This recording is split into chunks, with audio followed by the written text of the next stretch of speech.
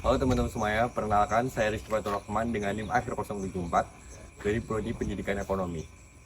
Di video kali ini saya akan membahas dan menjelaskan terkait filosofi ekonomi dari tokoh yang sangat legendaris yang biasa disebut sebagai Bapak Ekonomi Modern.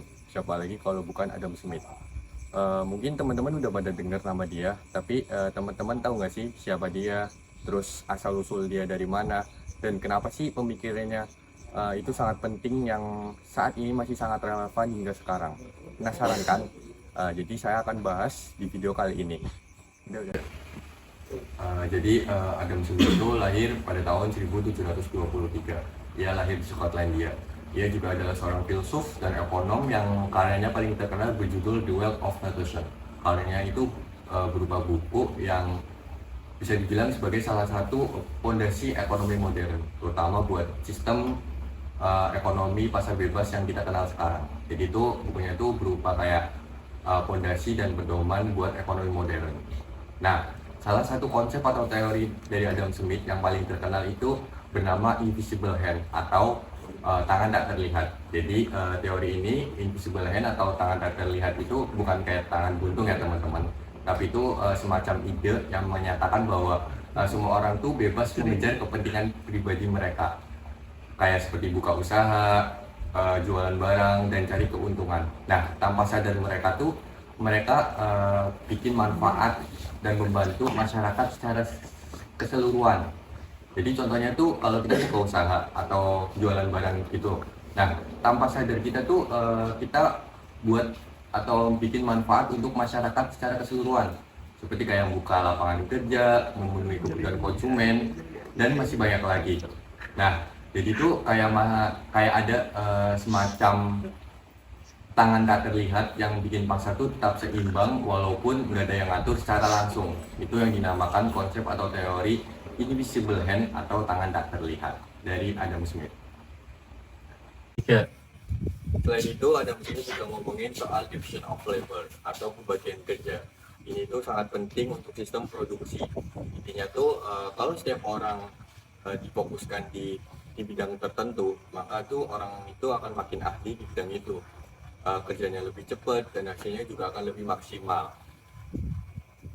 Contohnya nih, misal dalam pembuatan mobil pasti ada yang buat ban, ada yang rakit mesin, ada yang rakit pintu. Nah, dengan pembagian kerja seperti ini, perusahaan mobil itu akan lebih cepat memproduksi mobil dengan waktu yang lebih singkat dibanding dengan satu orang yang bekerja secara sendirian.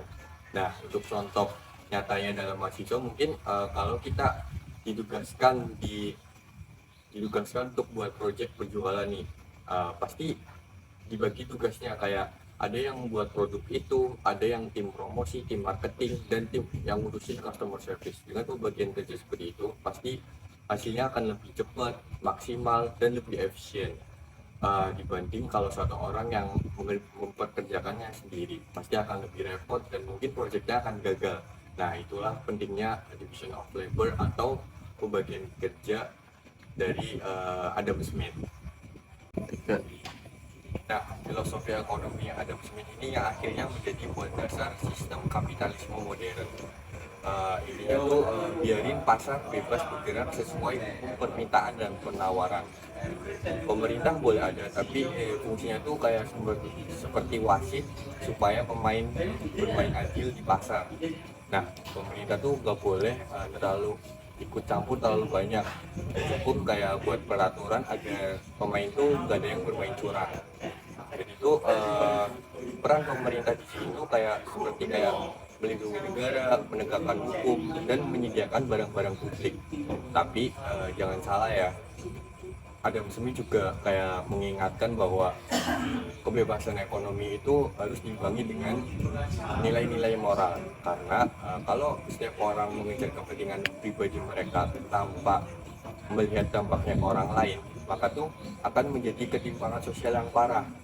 Jadi makanya tuh pasar bebas itu penting, tapi Adam Smith juga mengingatkan bahwa harus diimbangi dengan nilai-nilai moral, harus ada rasa keadilan dan rasa empati di tengah persaingan ekonomi.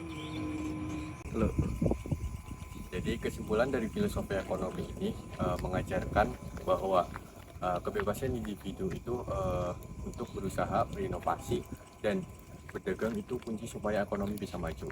Dengan adanya pembagian kerja, produksi barang dan jasa akan lebih cepat dan lebih efisien, dan hasilnya juga akan lebih maksimal.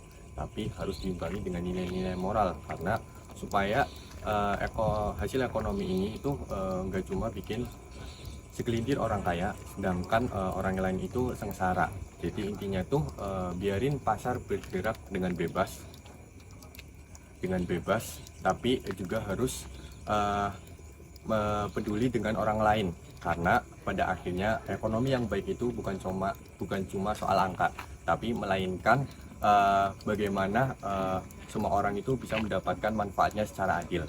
Jadi itulah penjelasan dari filosofi ekonomi Adam Smith dari saya. Mungkin barangkali ada tutur kata atau kata-kata yang salah, mau dimaafkan karena kesempurnaan itu hanya milik Tuhan. Jadi sekian dari saya. Assalamualaikum warahmatullahi wabarakatuh. Happy watching teman-teman.